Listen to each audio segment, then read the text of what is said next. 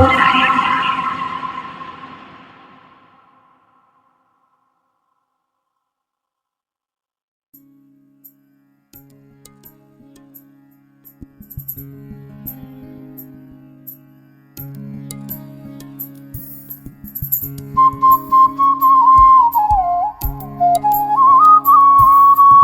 एक गहरा कुआं हूं इस जमीन पर, बेशुमार लड़के लड़कियों के लिए कि उनकी प्यास बुझाता रहूं। उसकी बेपनाह रहमत उसी तरह जर्रे जर्रे पर बरसती है जैसे कुआं सबकी प्यास बुझाता है। इतनी सी कहानी है मेरी, ज़ैनुल आबिदीन और आशी अम्मा के बेटे की कहानी।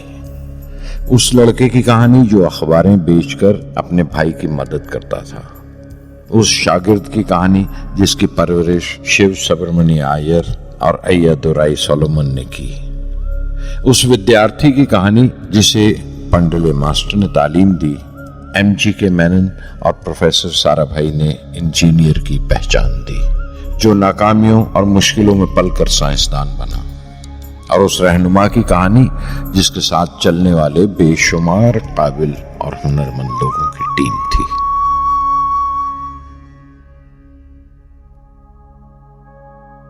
मेरी कहानी मेरे साथ खत्म हो जाएगी, क्योंकि दुनियावी मानों में मेरे पास कोई पूंजी नहीं है। मैंने कुछ हासिल नहीं किया, जमा नहीं किया, मेरे पास कुछ नहीं और कोई नहीं, न बेटा न बेटी न परिवार। मैं दूसरों के लिए मिसाल नहीं बनना चाहता, लेकिन शायद कुछ पढ़ने वालों को प्रेरणा मिले कि अंतिम सुख रूह और आत्मा की तस्कीन है। खुदा की रहमत उनकी विरासत है। मेरे परदादा अव्वल, मेरे दादा फकीर और मेरे वालिद ज़ैनुल आबिदीन का खानदानी सिलसिला अब्दुल कलाम पर खत्म हो जाएगा, लेकिन खुदा की रहमत कभी खत्म नहीं होगी, क्योंकि वो अमर है, लाफानी है। पूर्णमदः पूर्णमिदं पूर्णात् पूर्णमुदच्यते पूर्णस्य पूर्णमादाय पूर्णमेवावशिष्यते। ॐ पूर्णमदः पूर्णमिदं पूर्णात् पूर्णमुदच्यते पूर्णस्य पूर्णमादाय पूर्णमेवावशिष्यते। पूर्णमदः पूर्णमिदं पूर्णात् पूर्णमुदच्यते पूर्णस्य पूर्णमादाय पूर्णमेवावशिष्यते। पूर्णमदः पूर्णमिदं पूर्णात् पूर्णमुदच्यते पूर्णस्य पूर्णमादाय पूर्णमेवावशिष्यते।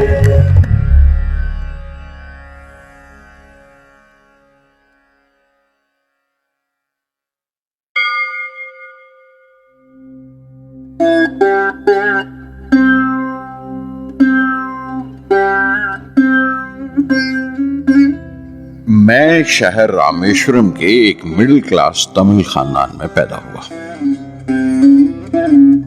मेरे अब्बा ज़ैनुल आबिदीन के पास न तालीम थी न दौलत, लेकिन इन मजबूरियों के बावजूद एक दानाई थी उनके पास और हौसला था, और मेरी मां जैसी मददगार थी आशी अम्मा। उनकी कई औलादों में एक मैं भी था, बुलंद कामत माँ बाप का एक छोटे से कद वाला मामूली शक्ल सूरत का लड़का। अपने पुश्तैनी मकान में रहते थे हम, जो कभी 19वीं सदी में बना था। काफी वसी और पक्का मकान था रामेश्वरम की मस्जिद स्ट्रीट में। मेरे अब्बा हर तरह के ऐशो आराम से दूर रहते थे, मगर जरूरियात की तमाम चीजें मुयस्सर थीं। सच तो यह है कि मेरा बचपन बड़ा महफूज था, मादी तौर पर भी और जज्बाती तौर पर भी, मटीरियली एंड इमोशनली।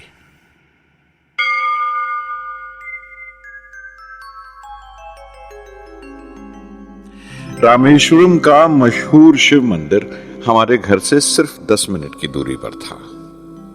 हमारे इलाके में ज्यादा आबादी मुसलमानों की थी, फिर भी काफी हिंदू घराने थे जो बड़े इत्तेफाक से पड़ोस में रहते थे। हमारे इलाके में एक बड़ी पुरानी मस्जिद थी, जहां मेरे अब्बा मुझे हर शाम नमाज पढ़ने के लिए ले जाया करते थे।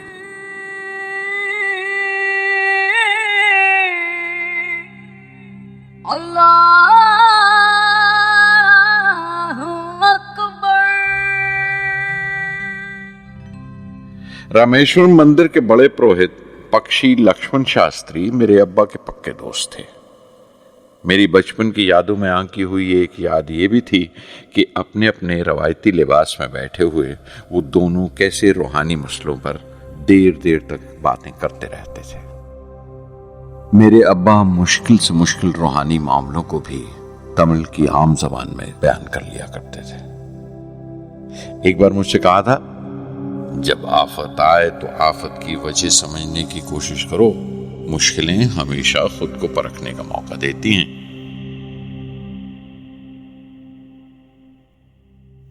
मैंने हमेशा अपनी साइंस और टेक्नोलॉजी में अब्बा के असूलों पर चलने की कोशिश की है। मैं इस बात पर यकीन रखता हूं कि हमसे ऊपर भी एक आला ताकत है, एक महान शक्ति है जो हमें मुसीबत, मायूसी और नाकामियों से निकालकर सच्चाई के मुकाम तक पहुंचाती है।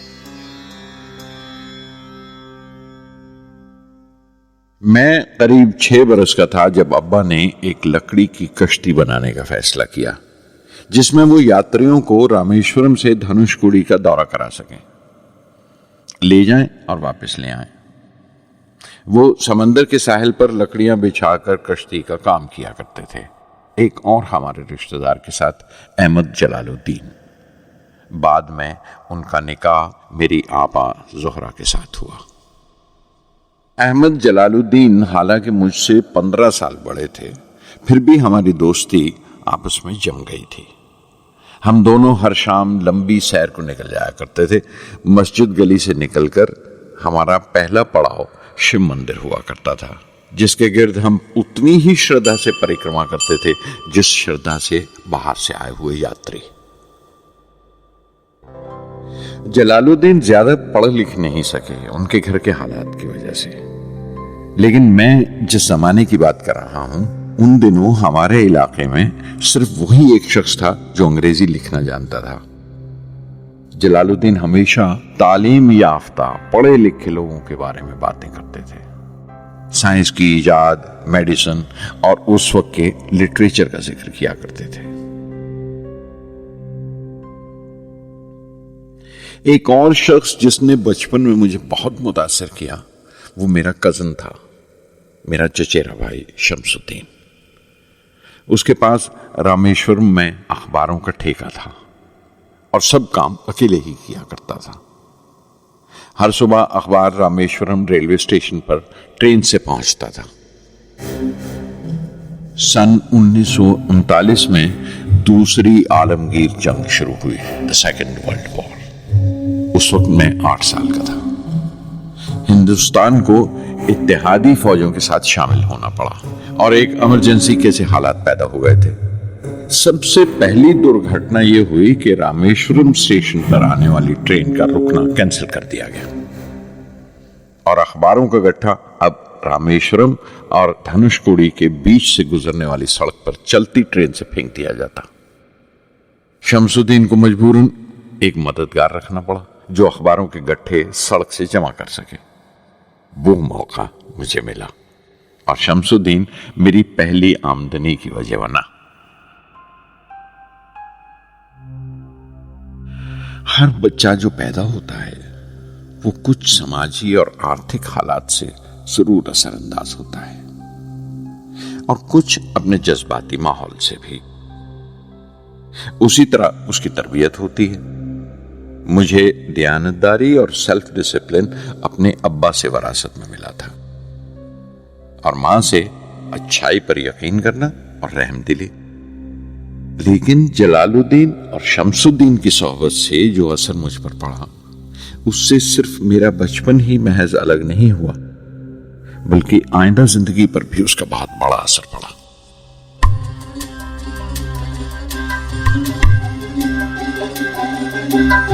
அந்தை மகற்கு ஆற்றும் நன்றி அபயத்து முந்தி இருப்பச்செயல்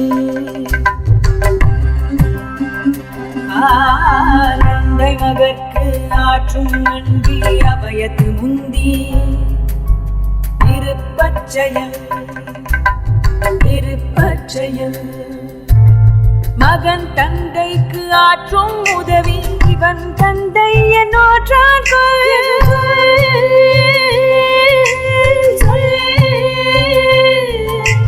மகன் தந்தைக்கு ஆற்றும் உதவி இவன் தந்தை என்னோற்றான்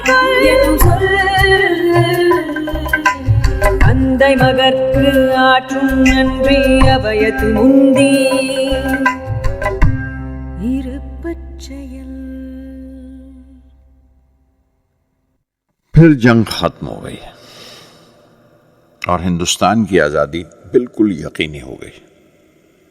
मैंने अब्बा से रामेश्वरम छोड़ने की इजाजत चाही। मैं डिस्ट्रिक्ट हेडक्वार्टर्स रामनाथपुरम जाकर पढ़ना चाहता था। शमसुद्दीन और जलालुद्दीन मेरे साथ रामनाथपुरम तक गए मुझे शॉर्ट्स हाई स्कूल में दाखिल कराने के लिए। जाने क्यों वो नया माहौल मुझे रास नहीं आया। रामनाथपुरम बड़ा मसरूफ शहर था और करीब 50,000 की आबादी थी, लेकिन रामेश्वरम का सुकून और इत्मीनान कहीं नहीं था। घर बहुत याद आता था और घर लौटने का कोई मौका मैं छोड़ता नहीं था। शॉर्ट्स हाई स्कूल में दाखिल होने के बाद एक 15 साल लड़के के तमाम शौक जो हो सकते थे मेरे अंदर जाग उठे। मेरे टीचर अय्या दुराई सोलोमन बेहतरीन रहबर थे, गाइड उस नौजवान जहन के लिए जिसके सामने जिंदगी की बेशुमार मुमकिनात खुलने वाली थी।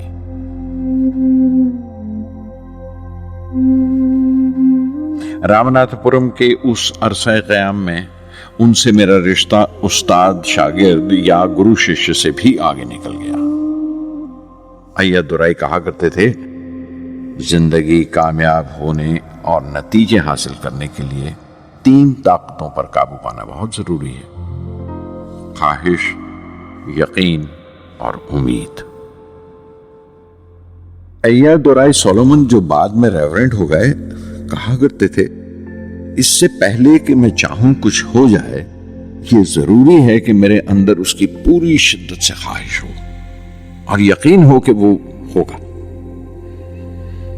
मैं अपनी जिंदगी से अगर मिसाल दूं तो मुझे बचपन से ही आसमान के इसरार और परिंदों की परवाज हमेशा हैरान करती थी, फैसिनेट करती थी। समंदर में कूंजों और बगलों को ऊंची उड़ाने लगाते देखता था तो उड़ने को जी करता था। मैं एक सादा लोग गांव ही का लड़का तो था, लेकिन मुझे यकीन था कि एक दिन मैं जरूर उन कूंजों की तरह बुलंद उड़ाने लगाऊंगा, बुलंदी पर परवाज करूंगा। और हकीकत यह है कि रामेश्वरम से उड़ने वाला मैं पहला लड़का था।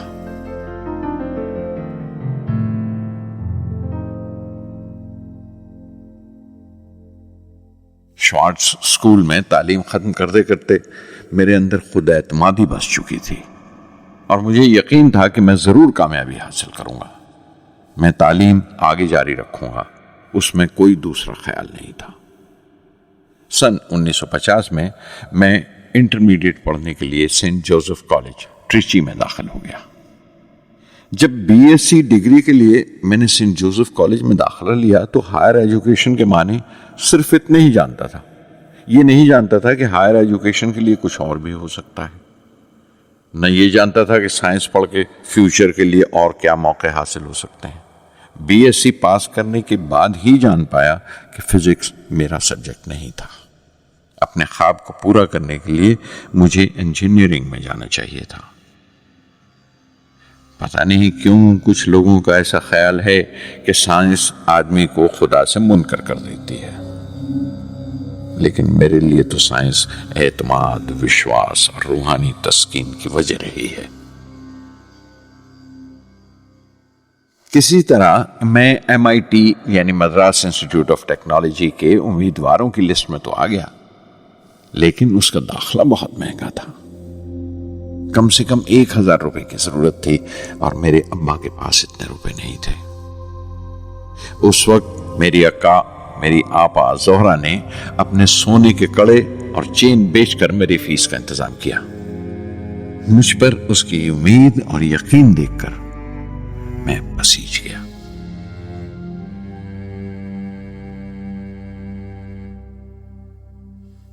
MIT में सबसे ज्यादा मजा आया। वहां 2 हवाई जहाज रखे देखकर जो उड़ान से बरी कर दिए गए थे, मुझे उनकी तरफ एक अजीब सा खिंचाव महसूस होता था। और जब सब लड़के हॉस्टल लौट जाते थे, मैं कई कई घंटे उनके पास बैठा रहता था। फर्स्ट ईयर मुकम्मल करने के बाद जब मुझे अपने ज्यादा खुसूसी मजमून चुनना थे, यानी अपनी स्पेशल ब्रांच का चुनाव करना था, तो मैंने फॉरेन एरोनॉटिकल इंजीनियरिंग का चुनाव कर लिया। MIT की तालीम के दौरान मुझे 3 टीचर्स ने बहुत मुतासिर किया। Professor Sponder, professor KAV Pandalai, professor Narasimha Rao. Professor Sponder technical aerodynamics सिखाते थे। एरोनॉटिकल इंजीनियरिंग में दाखिले से पहले मैंने उनसे सलाह ली थी। उन्होंने समझाया था कि मुझे मुस्तकबिल का फैसला करने से पहले मुस्तकबिल की मुमकिनात के बारे में नहीं सोचना चाहिए, बल्कि सोचना चाहिए एक अच्छी बुनियाद के लिए और अपने रुझान और इश्तियाक के बारे में कि उसमें कितनी शिद्दत है, मेरे एप्टीट्यूड्स और एस्पिरेशन में कितनी इंटेंसिटी है। मैं खुद भी होने वाले इंजीनियरिंग स्टूडेंट्स से कहना चाहता हूं कि जब वो अपना स्पेशलाइजेशन का चुनाव करें तो ये देखें कि उनमें कितना शौक है, कितना उत्साह है और लगन है उस शोबे में जाने के लिए। प्रोफेसर KAV पंडले ने मुझे एरो स्ट्रक्चर डिजाइन सिखाया और उसका तज्जिया भी, विश्लेषण, एनालिसिस भी। वो बड़े खुशदिल और दोस्त टीचर थे और हर साल कोई ना कोई नया तरीका, नया नजरिया लेकर आते थे कोर्स में। प्रोफेसर नरसिंह राव मैथमेटिशियन थे। वो एरोडायनेमिक्स की थ्योरी सिखाया करते थे। उनकी क्लास में दाखिल होकर मुझे मैथमेटिकल फिजिक्स बाकी तमाम सब्जेक्ट से ज्यादा अच्छा लगने लगा। साध संगी हरि हरि नाम चित्तारा चित्तारा, साध संगी हरि हरि नाम चित्तारा, सहजी अनंतु होवे दिनु राति, अंकुर भलो हमारा, साध संगी साध संगी।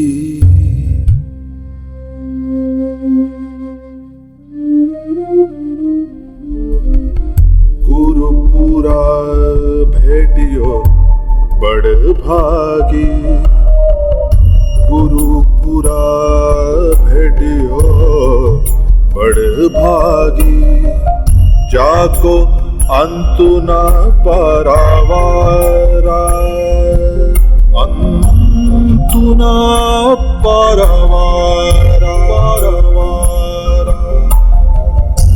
नानक सरनी कही स्वामी की, पुनः पुनः नमस्कार, साध संगी साध संगी।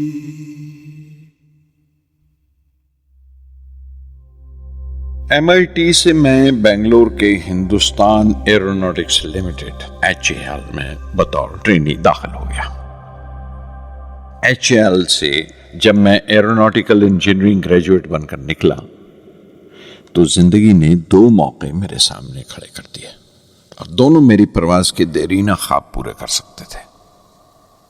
एक मौका था एयरफोर्स का, दूसरा मिनिस्ट्री ऑफ डिफेंस में directorate of technical development and production का। मैंने दोनों में अर्जी भेज दी और बैक वक्त दोनों से इंटरव्यू का बुलावा आ गया। एयरफोर्स के लिए मुझे देहरादून बुलाया गया था और डिफेंस के लिए दिल्ली।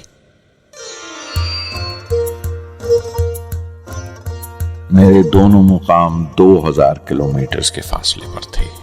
ये पहला मौका था मेरा अपने वसी और विराट वतन को देखने का। खिड़की पर बैठा मैं इस देश की सरजमीन को पांव तले से बहता हुआ देख रहा था। हैरान था कि उत्तर की तरफ सफर करते हुए एक ही मुल्क का लैंडस्केप कैसे बदलता चला जाता है। मैं एक हफ्ता दिल्ली में ठहरा, डिफेंस मिनिस्ट्री का इंटरव्यू दिया। इंटरव्यू अच्छा हुआ था। वहां से मैं देहरादून गया एयरफोर्स सिलेक्शन बोर्ड के इंटरव्यू के लिए। 25 उम्मीदवारों में मैं 9वें नंबर पर आया। मेरा दिल बैठ गया, बहुत मायूस हुआ और कई दिन तक अफसोस रहा कि एयरफोर्स में जाने का मौका मेरे हाथ से निकल गया। मैं ऋषिकेश चला गया, दिल पर यह बोझ लेकर कि आने वाले दिन बड़े सख्त होंगे।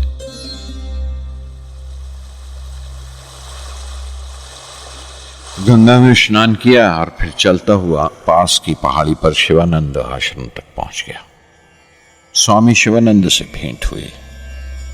देखने में बिल्कुल गौतम बुद्ध लगते थे, सफेद दूधिया धोती और पांव में लकड़ी की खड़ाऊ। उनकी बच्चों सी मासूम मुस्कान और सादा दिली देखकर बहुत प्रभावित हुआ मैंने बताया उन्हें कैसे मैं इंडियन एयरफोर्स में भर्ती होने से रह गया और मेरी कितनी शदीद ख्वाहिश थी आसमानों में उड़ने की, परवास करने की। वो मुस्कुरा दिए और बोले, ख्वाहिश अगर दिलो जान से निकली हो, वो पवित्र हो और उसमें शिद्दत हो, तो उसमें कमाल की एक इलेक्ट्रोमैग्नेटिक एनर्जी होती है, एक बरकी मकनातीसी ताकत होती है। दिमाग जब सोता है तो वो एनर्जी रात की खामोशी में बाहर निकल जाती है और सुबह कायनात ब्रह्मांड से सितारों की गति रफ्तार को अपने साथ समेटकर दिमाग में लौट आती है। इसीलिए जो सोचा है उसकी सृष्टि अवश्य है, वो तख्लीक होगा। तुम विश्वास करो इस अजली बंधन पर, इस वचन पर कि सूरज फिर लौटेगा, बाहर फिर से आएगी। मैं दिल्ली लौट आया, डिफेंस से अपना इंटरव्यू का नतीजा दरियाफ्त किया। जवाब में मुझे अपॉइंटमेंट लेटर थमा दिया गया और अगले दिन से सीनियर साइंटिफिक असिस्टेंट मुकर्रर कर दिया गया, 250 रुपए की माहाना तनख्वाह पर। 3 साल गुजर गए।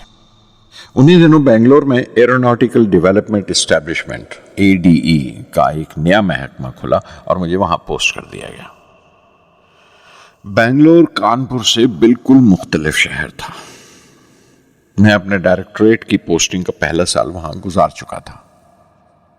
दरअसल हमारे देश में ये एक अजीब तरीका है, एक अजीब सा ढंग है अपने लोगों को हद दर्जा तक निचोड़ लेने का, जो हमारे लोगों को इंतहा पसंद बना देता है। शायद इसलिए कि सदियों इस देश ने गैर मुल्की तहजीबों के जख्म भी खाए हैं और उन्हें अपने दामन में जगह भी दी है। अलग अलग हुक्मरानों से वफा करते करते हम अपनी हैसियत, अपनी यकताई खो बैठे हैं। बल्कि हमने एक और ही किस्म की खूबी पैदा कर ली है कि एक ही वक्त में रहम दिल भी हैं और बेरहम भी, हसास भी हैं और बेहिस भी। जितने गहरे हैं उतने ही सतही। ऊपर से देखो तो हम बड़े खुश रंग और खूबरू नजर आते हैं, लेकिन कोई गौर से देखे तो अपने हुक्मरानों की एक बेढब नकल से ज्यादा कुछ नहीं है।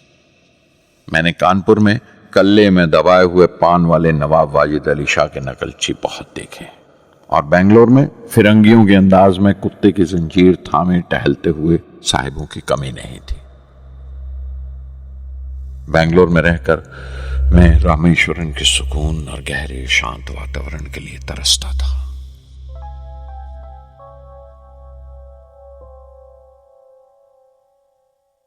पहले साल तो ADE में कोई ज्यादा काम नहीं था। एक प्रोजेक्ट टीम बनाई थी कि 3 सालों में एक स्वदेशी हॉवरक्राफ्ट तैयार करें और वो वक्त से पहले तैयार हो गया। नंदी उसका नाम रखा गया, शिव की सवारी के आधार पर। उसका डिजाइन हमारी उम्मीद से ज्यादा अच्छा था, लेकिन मैं सख्त मायूस हुआ जब आपसी कंट्रोवर्सीज की बिना पर सारा प्रोजेक्ट बालाए ताक रख दिया गया, बंद कर दिया गया। Professor MGK Menon Tata institute of fundamental research के डायरेक्टर एक रोज अचानक ही हमारी जांच पड़ताल को आ पहुंचे। नंदी का जिक्र निकला। मुझसे पूछताछ करते हुए उन्होंने ख्वाहिश जाहिर की एक 10 मिनट की उड़ान के लिए। उसके एक हफ्ता बाद की बात है। मुझे इनकुस्पार से बुलावा आ गया, the Indian committee for space research. मैं मुंबई चला गया रॉकेट इंजीनियर की पोस्ट के लिए इंटरव्यू देने। मेरा इंटरव्यू लेने वाले डॉक्टर विक्रम साराभाई और प्रोफेसर MGK मेनन के अलावा मिस्टर सराफ थे, जो उस वक्त एटॉमिक एनर्जी कमीशन के डिप्यूटी सेक्रेटरी के ओहदे पर थे। डॉक्टर साराभाई की गर्मजोशी ने पहली ही मुलाकात में मेरा दिल मोह लिया। अगले ही दिन मुझे खबर मिल गई कि मैं चुन लिया गया। मुझे इनकोस्पार में रॉकेट इंजीनियर की हैसियत से शामिल कर लिया गया था। सन 1962 के देरीना हिस्से में कहीं इनकोस्पार ने थुम्बा में इक्वेटोरियल रॉकेट लॉन्चिंग स्टेशन बनाने का फैसला किया। थुम्बा केरला में त्रिवेंद्रम से परे एक दूर दराज के ऊंगते से गांव का नाम है। हिंदुस्तान में यह मॉडर्न रॉकेट बेस्ड रिसर्च की एक दबी सी इब्तदा थी, हल्की सी शुरुआत। उसके फौरन बाद ही मुझे 6 माह के लिए अमेरिका भेज दिया गया, नासा में रॉकेट लॉन्चिंग की ट्रेनिंग के लिए। जाने से पहले मैं थोड़ा सा वक्त निकालकर रामेश्वरम गया। मेरे अब्बा मेरी इस कामयाबी के लिए बहुत खुश हुए और मुझे उसी मस्जिद में ले जाकर शुक्राने की नमाज अदा की।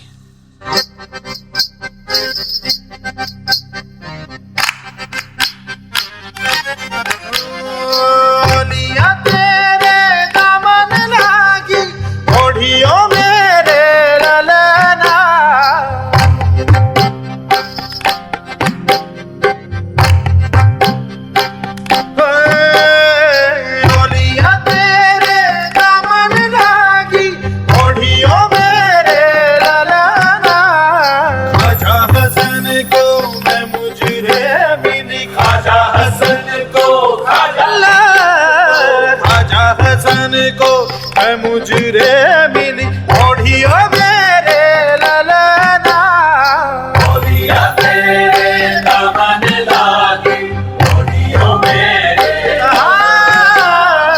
ओढ़िया तेरे दामन लागी ओढ़ियो मेरे ललना।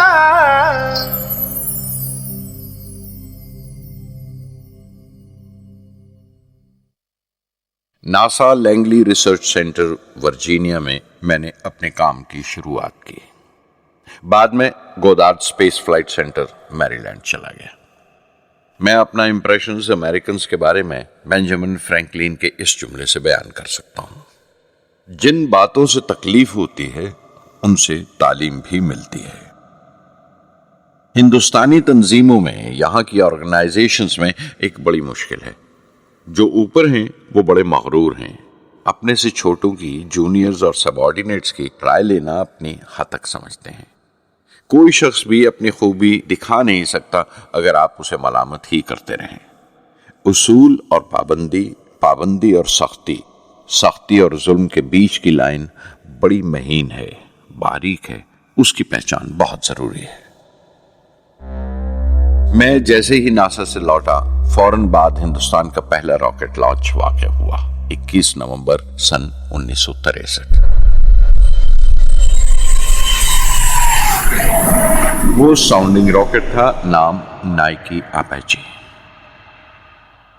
नाइकी अपेची की कामयाबी के बाद प्रोफेसर साराभाई ने अपनी आरज़ू, अपने ख्वाब का इजहार किया। एक Indian satellite launch vehicle ISLV का सपना। हिंदुस्तानी रॉकेट का ख्वाब 20वीं सदी में एक तरह से 18वीं सदी का ख्वाब भी कहला सकता है, जो टीपू सुल्तान ने देखा था। टीपू सुल्तान की फौज में 27 ब्रिगेड थे जो खुशून कहलाते थे, और हर एक ब्रिगेड में एक दस्ता था रॉकेटमैन का जो साथ रहा करता था और जुर्क्स कहलाता था। जब टीपू सुल्तान मारा गया तो अंग्रेजों ने 700 रॉकेट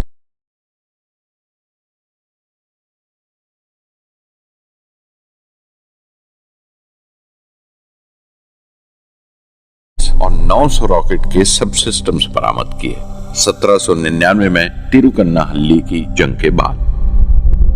वो रॉकेट्स विलियम कॉन्गरीव ने इंग्लैंड भिजवा दिए जांच पड़ताल के लिए, उसकी तकनीक समझने के लिए, जिसे आज की साइंसी जबान में हम रिवर्स इंजीनियरिंग कहते हैं। टीपू सुल्तान की मौत के साथ उस ख्वाब की भी मौत हो गई, कम से कम 150 साल के लिए। पंडित जवाहरलाल नेहरू की बदौलत वो रॉकेटरी का ख्वाब एक बार फिर हिंदुस्तान में जिंदा हुआ। प्रोफेसर साराभाई ने उस ख्वाब को हकीकत बनाने की जिम्मेदारी अपने सर ले ली। बहुत से तंग नजर लोगों को एतराज था इस बात पर कि इस मुल्क में जहां लोगों को 2 वक्त की रोटी नसीब नहीं होती, वहां इन स्पेस उड़ानों को, इन खलाई तहरीकों को क्यों तरजीह दी जा रही है। लेकिन प्रधानमंत्री पंडित नेहरू और प्रोफेसर साराभाई के नजरिए में किसी किस्म का मुबालगा नहीं था। उनके नजरिए बिल्कुल साफ थे कि अगर दुनिया के मुल्कों में और दुनिया के मसलों में कोई हिस्सा लेना है, शिरकत करनी है, हिंदुस्तान को कोई हैसियत हासिल करनी है, तो साइंस और टेक्नोलॉजी की तरक्की और खुद मुख्तारी, सेल्फ रिलायंस अशद जरूरी है। और उनका मकसद ताकत का मुजाहिरा हरगिज नहीं था। सहज पके सुमीठा होए।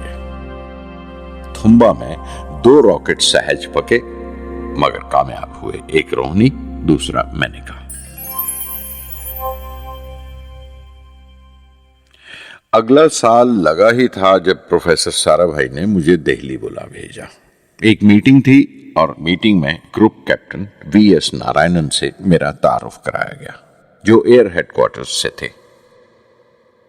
प्रोफेसर साराभाई ने रेटो तैयार करने का इरादा जाहिर किया, rocket assisted take off system, एक मिलिट्री एयरक्राफ्ट जो रॉकेट की मदद से उड़ाया जा सके बड़ी छोटी सी जगह में।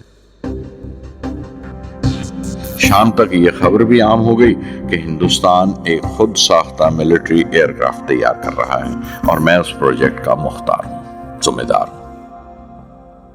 मैं कई तरह के जज्बात से भर गया, खुश भी था, शुक्रगुजार भी, खुशकिस्मत भी, और एक एहसास हुआ तकमील का, फुलफिलमेंट का। 19वीं सदी के एक शायर की ये सतरें बहुत याद आई। हर दिन के लिए तैयार रहो, हर दिन को एक तरह ही मिलो, जब ओखली हो बर्दाश्त करो, जब दस्ता हो तो वार करो। रेटो पे काम करते हुए 2 अहम वाकयात हुए। पहला तो यह था कि अपने देश में पहली बार स्पेस रिसर्च का 10 साला प्रोग्राम तैयार हुआ, जिसके ऑथर थे प्रोफेसर साराभाई। मेरे लिए वो एक ऐसा रोमानी मैनिफेस्टो था जैसे स्पेस से इश्क करने वाले किसी शायर की रोमानी नज्म हो, जैसे कोई अपने देश के आसमान से इश्क करने लगा हो। और दूसरा वाक़या मिनिस्ट्री ऑफ डिफेंस में मिसाइल पैनल का तैयार होना। नारायणन और मैं, हम दोनों उस पैनल के मेंबर थे। उस वक्त तक भविष्य की आने वाली SLV सैटेलाइट लॉन्च व्हीकल का नाक नक्शा भी तैयार हो चुका था। प्रोफेसर साराभाई अपने देरीना ख्वाब को ताबीर देने के लिए कुछ और साथियों का चुनाव कर चुके थे। मैं खुद को खुशकिस्मत समझता हूं कि मुझे उस प्रोजेक्ट का लीडर चुना गया। उस पर प्रोफेसर साराभाई ने मुझे एक और जिम्मेदारी भी सौंपी कि लॉन्च की 4थी स्टेज मैं ही डिजाइन करूं। यह मामूल था, मेरा आदत थी कि हर मिसाइल पैनल की मीटिंग के बाद मैं जाकर प्रोफेसर साराभाई को पूरी तफसील, पूरी रिपोर्ट देता था। दिल्ली में ऐसी ही एक मीटिंग के बाद 23 दिसंबर 1971 को मैं त्रिवेंद्रम लौट रहा था और उस दिन प्रोफेसर साराभाई थुम्बा में SLV का मुआयना करने गए हुए थे। दिल्ली एयरपोर्ट के लाउंज से मैंने उन्हें फोन किया, पैनल मीटिंग की तफसील बताई। प्रोफेसर साराभाई ने मुझे कहा कि मैं त्रिवेंद्रम एयरपोर्ट पर उनका इंतजार करूं। मैं जब त्रिवेंद्रम पहुंचा तो फिजा में एक मातम बिछा हुआ था। मुझे खबर दी गई कि प्रोफेसर साराभाई नहीं रहे। चंद घंटे पहले दिल का दौरा पड़ने से उनका इंतकाल हो गया।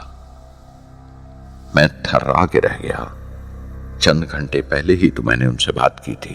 मेरे लिए वो बहुत बड़ा सदमा था। प्रोफेसर साराभाई मेरी नजर में इंडियन साइंस के राष्ट्रपिता हैं। जैसे राष्ट्र के पिता महात्मा गांधी हैं, उन्होंने अपनी टीम से रहनुमा पैदा किए और खुद अपने अमल से उनके लिए मिसाल साबित हुए।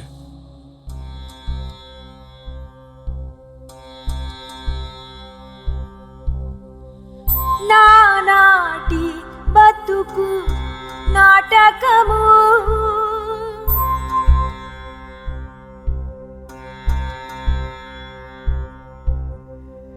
నానాటి బతుకు నాటకము కానక కన్నది కైవల్యము కానక కన్నది కైవల్యము నానాటి బతుకు నాటకము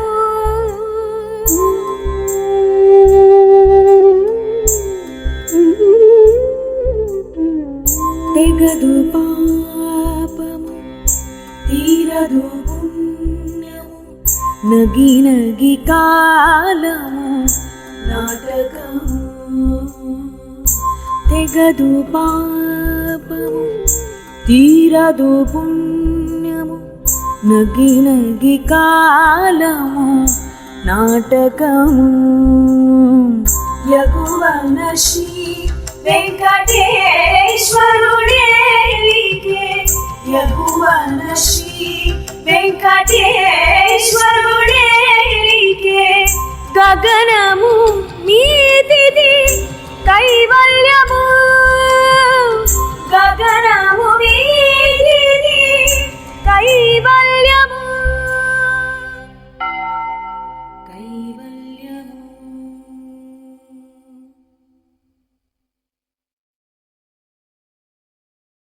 कुछ अरसा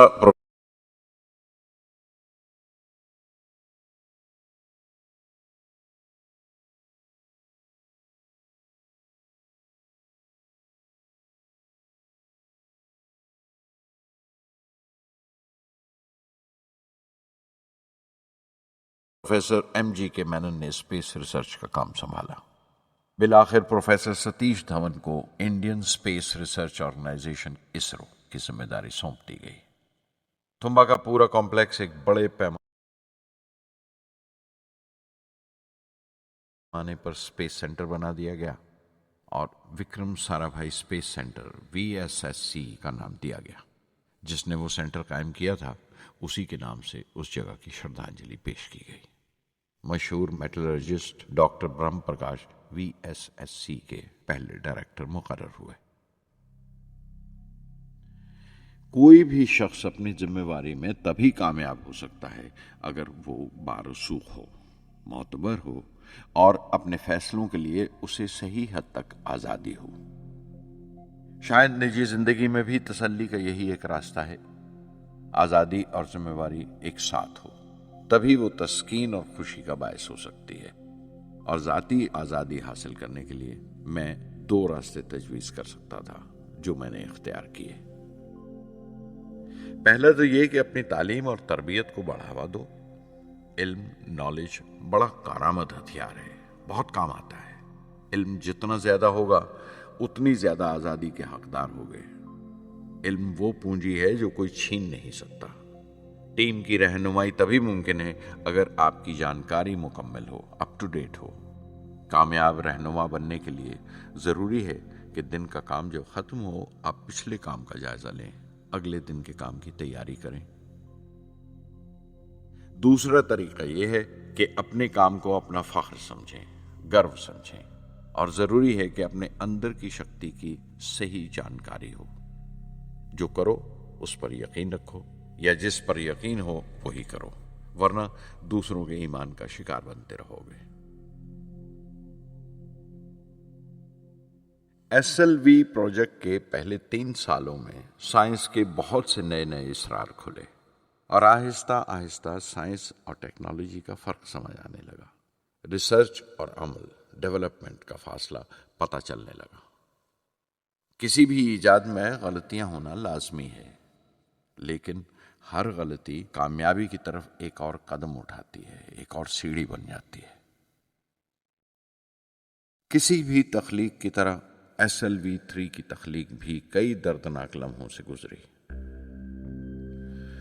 एक रोज जब मैं और मेरे तमाम साथी अपने कामों में पूरी तरह डूबे हुए थे, मेरे घर से एक मौत की इत्तला पहुंची। मेरे दोस्त और हमदर्द मेरे बहनोई जलालुद्दीन का इंतकाल हो गया था। कुछ देर के लिए तो मैं सुन्न होकर रह गया। मेरी आंखों में अंधेरा छा गया। थोड़ी देर बाद जब अपने चौगिरदे का एहसास हुआ तो महसूस किया जैसे मेरी हस्ती का एक हिस्सा मर गया था। रात की रात बसों में सफर करता हुआ अगली सुबह मैं रामेश्वरम पहुंचा। जोहरा को क्या तसल्ली देता और क्या सब्र देता अपनी भांजी महबूबा को, जो रो रो कर हलकान हो रही थी। मेरी आंखों के सोते पहले ही सूख चुके थे। थुम्बा लौटकर बहुत दिनों तक सारा कामकाज, सारी मसरूफियत बेमानी लगने लगी। बहुत दिनों तक बहुत मलाल लगा, सब बेमानी लगता था। प्रोफेसर धवन देर देर तक हौसला देते थे, कहते SLV पर जैसे जैसे काम आगे बढ़ेगा मुझे सब्र महसूस होगा और ये मायूसी कम होते होते गुजर जाएगी।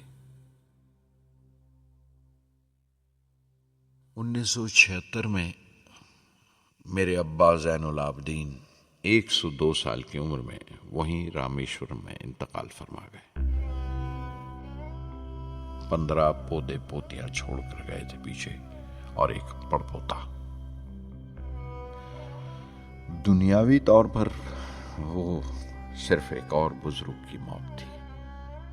कोई बड़ा मातम नहीं हुआ, झंडा नहीं उतारा गया, न अखबारों ने स्याह हाशिए दिए, न सियासतदान थे वो, न विद्वान कोई, न कोई बड़े सरमायादार।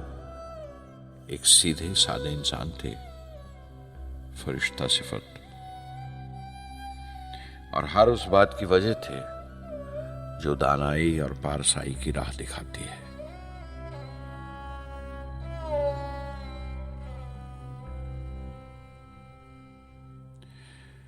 मैं बहुत देर तक अपनी मां के पास बैठा रहा, चुपचाप।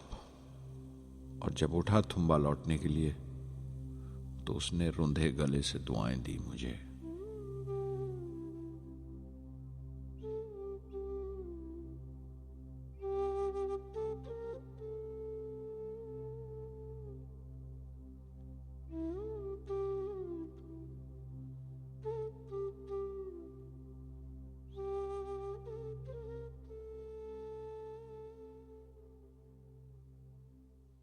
SLV3 अपोजी रॉकेट जो फ्रांस से उड़ाई जाने वाली थी, अचानक कुछ मुश्किलों का शिकार हो गई। मुझे फौरन फ्रांस जाना पड़ा। मैं रवाना होने ही वाला था कि मेरी मां की मौत की खबर पहुंची। यके बाद दीगरे 3 मौतें हो गई मेरे घर में। उस वक्त मुझे अपने काम में पूरे ध्यान की जरूरत थी।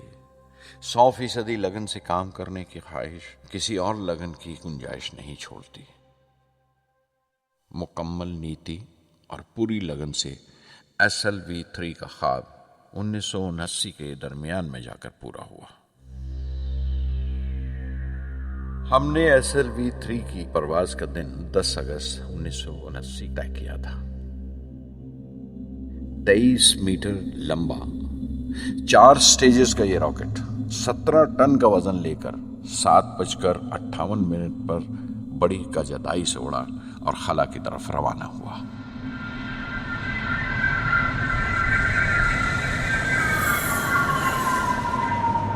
पहली स्टेज हर तरह से पुख्ता निकली और बड़े आराम से रॉकेट दूसरी स्टेज में दाखिल हो गया।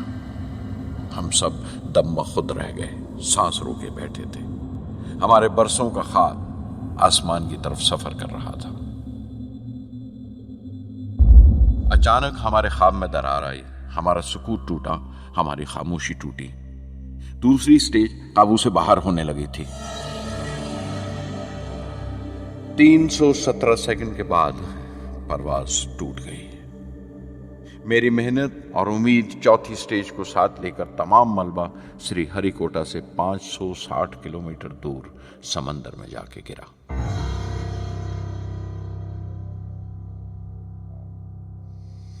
इस हादसे से हम सबको सख्त सदमा पहुंचा।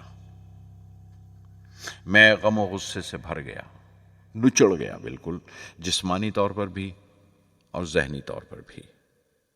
मैं सीधा अपने कमरे में गया और बिस्तर में धंस गया। मैंने अपने कंधे पर एक दिलासे का हाथ महसूस किया तो आंख खोली। दोपहर ढल चुकी थी, शाम करीब थी। डॉक्टर ब्रह्म प्रकाश मेरे सराहने बैठे थे। उनकी इस हमदर्दी ने छू लिया मुझे। मैं उदास था, मायूस था, लेकिन अकेला नहीं।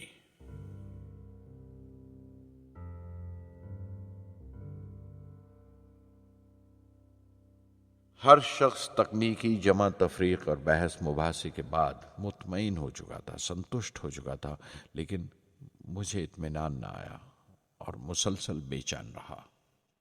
मैं बेसाख्ता खड़ा हो गया और एतराफ़ किया प्रोफेसर धवन के सामने, सर, मेरे साथियों को नाकामयाबी की वजह दरियाफ्त हो जाने से इत्मीनान हो गया, लेकिन मैं उसे काफ़ी नहीं समझता। इस मिशन के डायरेक्टर की हैसियत से इस गलती को भी मैं अपनी जिम्मेवारी समझता हूँ। SLV-3 की नाकामयाबी की जिम्मेवारी मेरी है।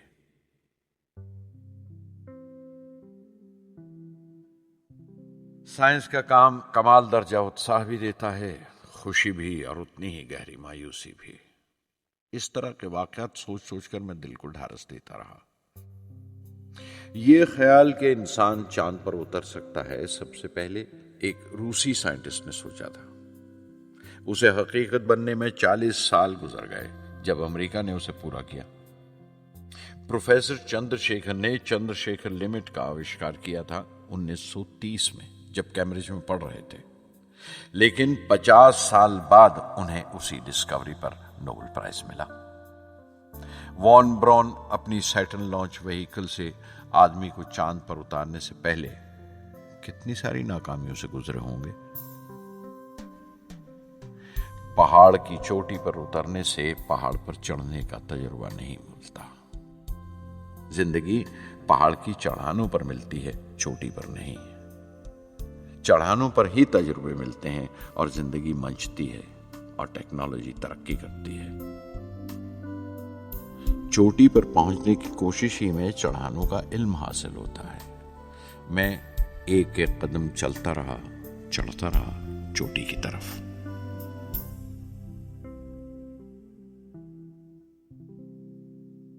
SLV-3 की उड़ान से 30 घंटा पहले 17 जुलाई 1980 के दिन अखबारों की सुर्खियां तरह तरह की राय और अंदाजों से भरी हुई थी। ज्यादातर रिपोर्टर्स ने पहली SLV की उड़ान याद दिलाई थी कि किस तरह वो रॉकेट फेल हो गया था और उसका मलबा समंदर में जाकर गिरा था। कुछ लोगों ने तो देश की दूसरी खामियों का जिक्र करते हुए भी उसे SLV-3 से जोड़ दिया था। मैं जानता था कि अगले दिन का नतीजा हमारे फ्यूचर के स्पेस प्रोग्राम का फैसला करने वाला है। मुख्तसर ये कि सारी कौम की नजरें हम पर गड़ी हुई थीं। 18 जुलाई 1980 सुबह 8:03 पर हिंदुस्तान का पहला सैटेलाइट लॉन्च व्हीकल उड़ा।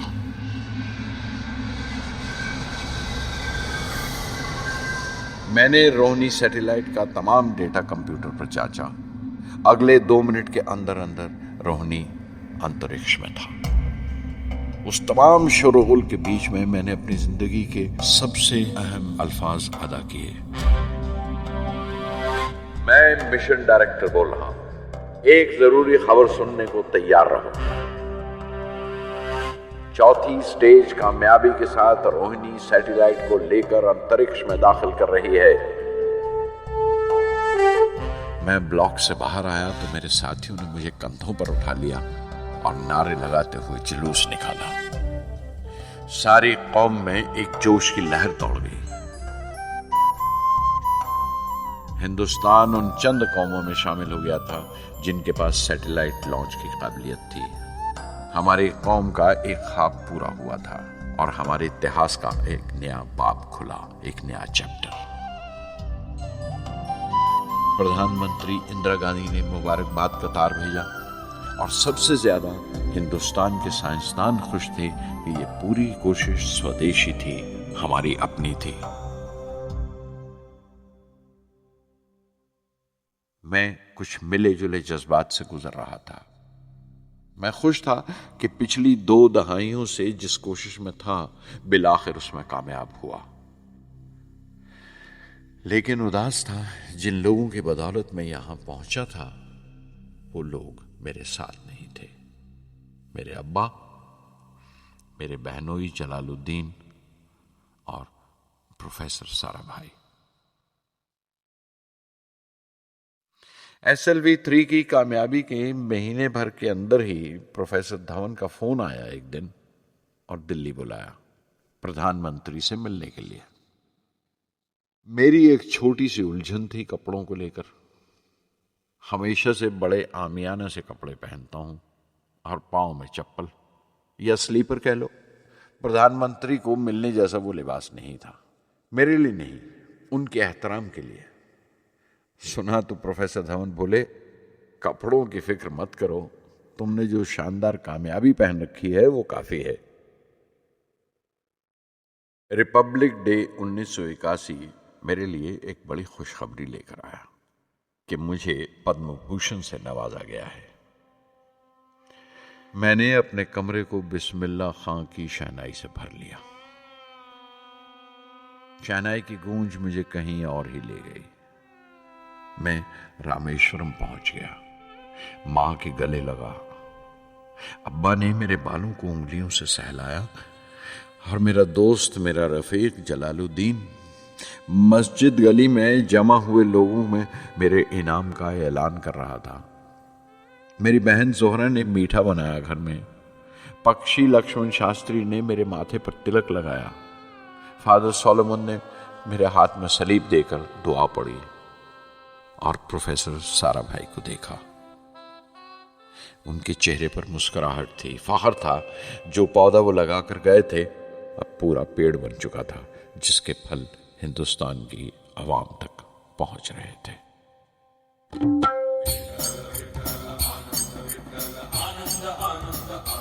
ओ आनंदाचे डोही, आनंद तरंग, आनंदाचे डोही, आनंद तरंग, आनंदाची अंग, आनंदाचे, आनंदाची अंग, आनंदाचे, आनंदाचे डोही, आनंद तरंग, आनंदाचे डोही, आनंद तरंग।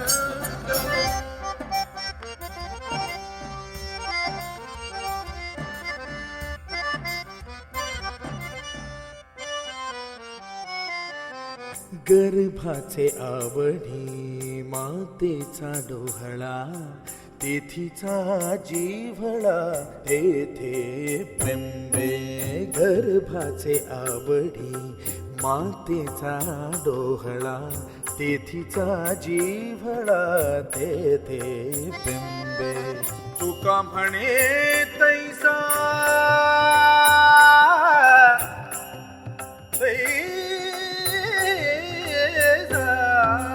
तुका म्हणे तैसा ओतला ठसा, अनुभव सरीसा मुखाला। आनंदाचे डोही, आनंद तरंग, आनंदाची अंग, आनंदाचे, आनंदाचे डोही, आनंद तरंग।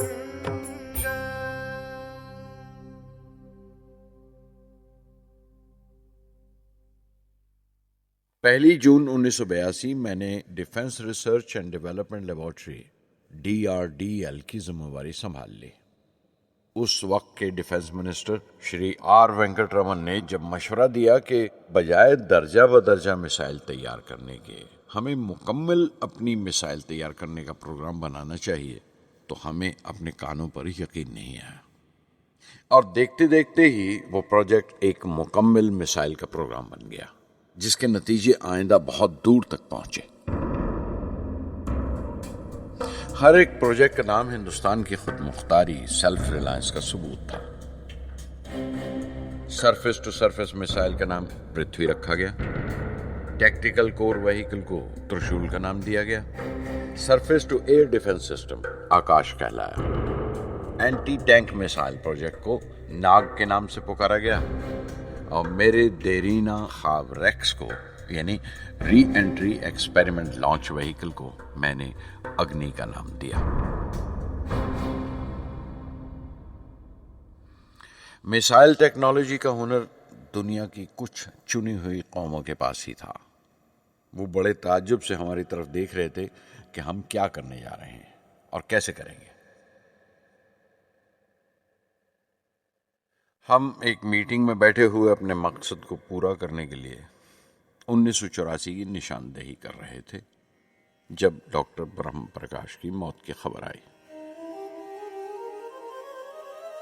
मेरे लिए वो एक और सदमा था। पहली SLV की नाकामी के वक्त जिस तरह उन्होंने ढारस दी थी मुझे, वो याद करके मैं और ज्यादा गमगीन हो गया।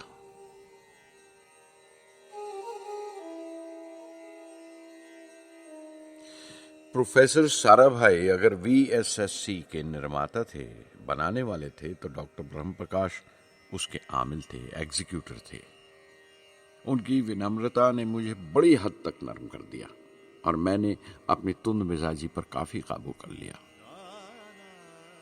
उनकी हलीमी सिर्फ अपनी खूबियों तक ही महदूद नहीं थी, बल्कि अपने से छोटों को इज्जत देना भी उनकी आदत में शामिल था।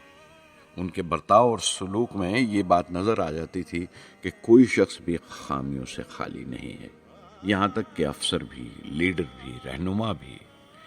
वो बहुत बड़े दानिश्वर थे। एक कमजोर से शरीर के अंदर उनमें बच्चों की सी मासूमियत थी। मुझे वो हमेशा साइंसदानों में संत नजर आते थे।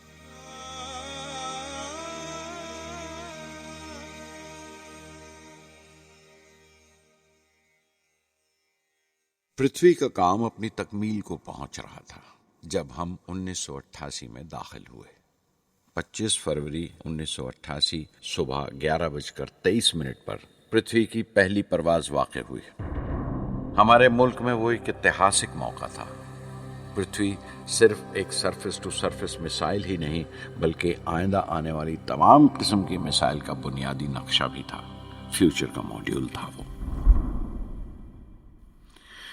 पृथ्वी ने हमारे आस पड़ोस के मुल्कों को दहला दिया। मगरबी यानी वेस्टर्न मुल्कों को पहले तो हैरत हुई, फिर गुस्से का इजहार किया और पाबंदी लगा दी इंडिया के लिए कि वो ऐसी कोई चीज बाहर के मुल्कों से न खरीद सकें जो उनके मिसाइल प्रोग्राम में इस्तेमाल हो सकती हो या काम आ सकती हो। मिसाइल की इजाद में हिंदुस्तान की खुद मुख्तारी ने दुनिया के तमाम तरक्की याफ्ता मुल्कों को परेशान कर दिया। अग्नि की टीम में 500 से ज्यादा साइंसदान शामिल थे। अग्नि की परवाज 20 अप्रैल 1999 तय पाई थी। लॉन्च की तमाम तैयारियां मुकम्मल हो चुकी थीं और हिफाजत के लिए यह फैसला किया गया था कि लॉन्च के वक्त आसपास के तमाम गांव खाली करा दिए जाएं। अखबारात और दूसरे मीडिया ने इस बात को बहुत उछाला। 20 अप्रैल पहुंचते पहुंचते तमाम मुल्क की नजरें हम पर टिकी हुई थीं।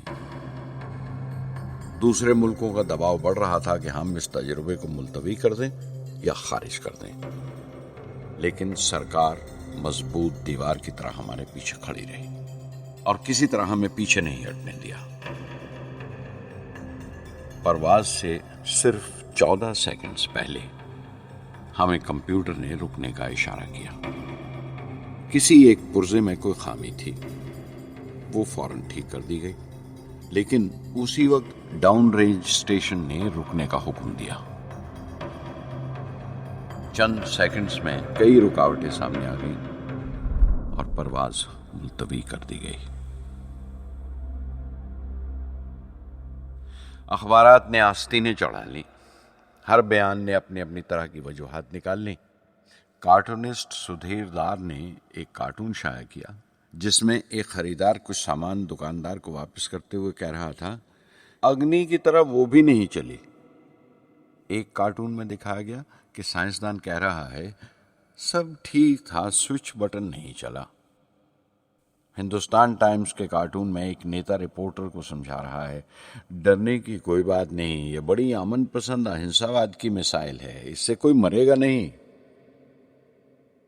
करीब 10 रोज दिन रात काम चला मिसाइल की दुरुस्ती पर और आखिरकार साइंसदानों ने एक नई तारीख तय की अग्नि की परवाज के लिए। मगर फिर वही हुआ, 10 सेकंड पहले कंप्यूटर ने रुकावट का इशारा किया। पता चला एक पुर्जा काम नहीं कर रहा है। परवाज फिर मुलतवी कर दी गई। ऐसी बात किसी भी साइंसी तजुर्बे में हो जाना आम बात है, गैर मुल्कों में भी बहुत बार होता है।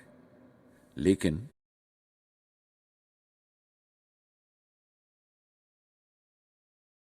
उम्मीद से भरी हुई कौम हमारी मुश्किलें समझने को तैयार नहीं थी। हिंदू अखबार में केशव का एक कार्टून छपा जिसमें एक देहाती कुछ नोट गिनते हुए कह रहा था, मिसाइल के वक्त गांव से हट जाने का मुआवजा मिला है। 2-4 बार और ये तजुर्बा मुलतवी हुआ तो मैं पक्का घर बनवा लूंगा। अमोल बटर वालों ने अपने होर्डिंग पर लिखा, अग्नि को ईंधन के लिए हमारे बटर की जरूरत है। अग्नि की मरम्मत का काम जारी रहा। आखिरकार एक बार फिर 22 मई की तारीख अग्नि की परवाज के लिए तय पाई। उसकी पिछली रात doctor Arunachalam, general KN Singh और मैं डिफेंस मिनिस्टर KC पंत के साथ चहलकदमी कर रहे थे।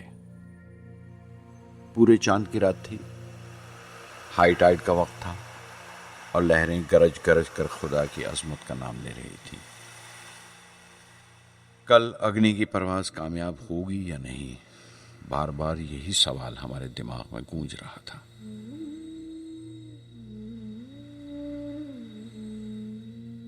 डिफेंस मिनिस्टर ने एक लंबी खामोशी को तोड़ते हुए पूछा, कलाम, कल अग्नि की कामयाबी मनाने के लिए क्या चाहते हो तुम? मैं क्या चाहता था, क्या था जो नहीं था मेरे पास? अपनी खुशी के इजहार के लिए मुझे क्या करना चाहिए? और अचानक मुझे जवाब मिल गया, हम 1 लाख पेड़ों की कोंपले लगाएंगे, मैंने कहा और उनके चेहरे पर रौनक आ गई। तुम अपनी अग्नि के लिए धरती मां का आशीर्वाद चाहते हो, बोले। कल यही होगा, उन्होंने पेशेंगोई की।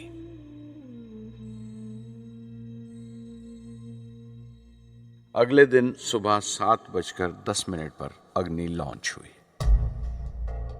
कदम कदम सही निकला।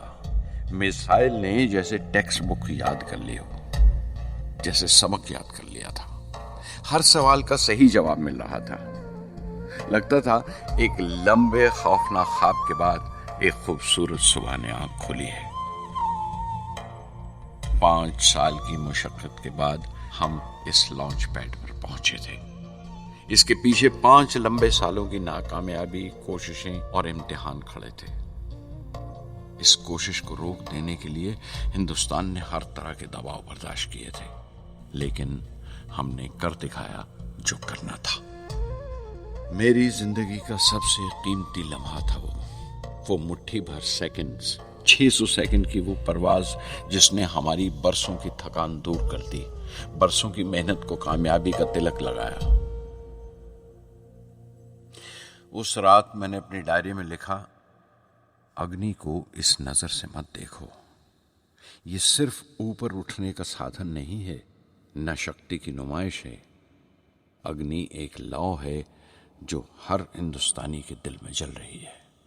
इसे मिसाइल मत समझो, ये कौम के माथे पर चमकता हुआ आग का सुनहरी तिलक है। स्वधर्मम् अपि चावेक्ष्य न विकम्पितुम् अर्हसि, धर्म्यात् धर्म्याधियुद्धश्रेयोऽन्यक्षत्रियस्य न विद्यते स्वधर्ममपि चावेक्ष्य न विकम्पितुम् अर्हसि धर्म्याधियुद्धश्रेयोऽन्यक्षत्रियस्य न विद्यते अदच्चेत्त्वम् इमं धर्म्यं सङ्ग्रामं न करिष्यसि तदा स्वधर्मं कीर्तिं च हित्वा पापम् अवाप्स्यसि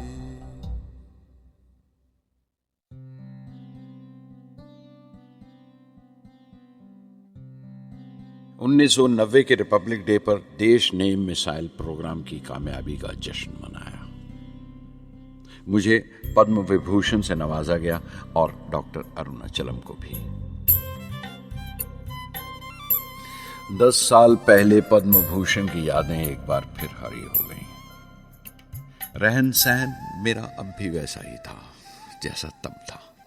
10 बाय 12 का एक कमरा किताबों से भरा हुआ और कुछ जरूरत का फर्नीचर जो किराए पर लिया था। फर्क इतना ही था कि तब यह कमरा त्रिवेंद्रम में था, अब हैदराबाद में। वेटर मेरा नाश्ता लेकर आया, इडली और छाछ, और आंखों में एक खामोश मुस्कुराहट मुबारकबाद की। मैं अपने हमवतनों की इस नवाजिश से छलक गया।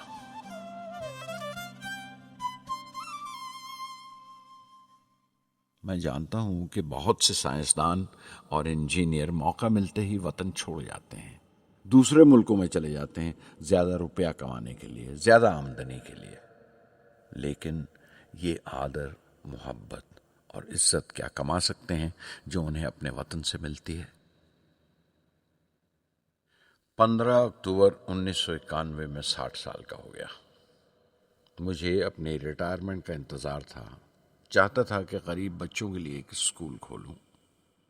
ये वो दिन थे जब मैंने सोचा कि अपनी ज़िंदगी के तजुर्बे, मुशाहिदे और वो तमाम बातें कलमबंद करूं जो दूसरों के काम आ सकें। एक तरह से अपनी स्वाने उम्री लिखूं, अपनी जीवनी। मेरे ख्याल में मेरे वतन के नौजवानों को एक साफ नजरिए और दिशा की ज़रूरत है। तभी ये इरादा किया कि मैं उन तमाम लोगों का जिक्र करूं जिनकी बदौलत मैं ये बन सका जो मैं हूं। मकसद ये नहीं था कि मैं कुछ बड़े बड़े लोगों के नाम लूं, बल्कि ये कि कोई शख्स कितना भी छोटा क्यों ना हो, उसे हौसला नहीं छोड़ना चाहिए। मसले, मुश्किलें जिंदगी का हिस्सा हैं और तकलीफें कामयाबी की सच्चाइयां हैं। जैसे कहा है किसी ने, खुदा ने यह वादा नहीं किया कि आसमान हमेशा नीला ही रहेगा, जिंदगी भर फूलों से भरी राहें मिलेंगी। खुदा ने यह वादा नहीं किया कि सूरज है तो बादल नहीं होंगे, खुशी है तो गम नहीं, सुकून है तो दर्द नहीं होगा।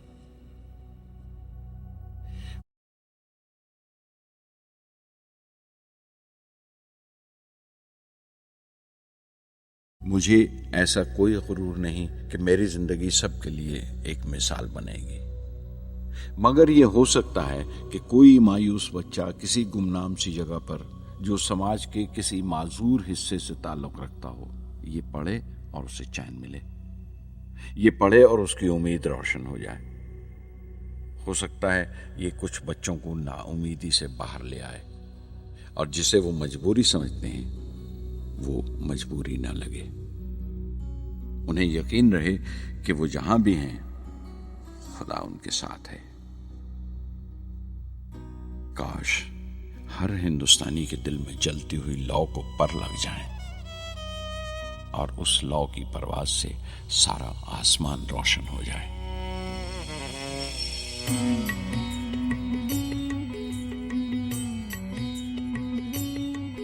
ये ज़मीं मेरी, मेरा आसमां, बड़ा खूबसूरत है जहां।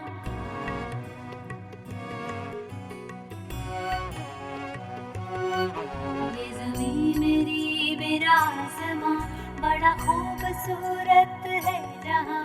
मेरी जिंदगी परवाज़ है, वो फिजा मेरी, मैं उड़ूं जहां। मेरी जिंदगी परवाज़ है, वो फिजा मेरी, छोड़ो जहाँ ये ज़मीं मेरी मेरा आसमां,